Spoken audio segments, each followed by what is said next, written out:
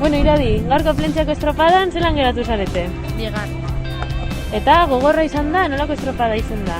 Lehenengo luzean oso gustora joan gara, baina bigarren luzea apur bat gara goizan. Zergatik? Ja apur bat nekatuta donderako, baina ondo.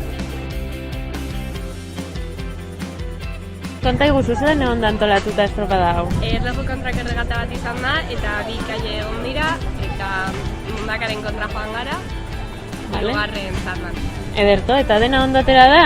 Ondo indozue arraun? Bueno, nire ustez ondo egin du arraun, baina ziabogan arraun apurtu zait, egurezko zatia, mangoa atera da, eta, bueno, baina jarraitu dugu, eta gure berera ematen.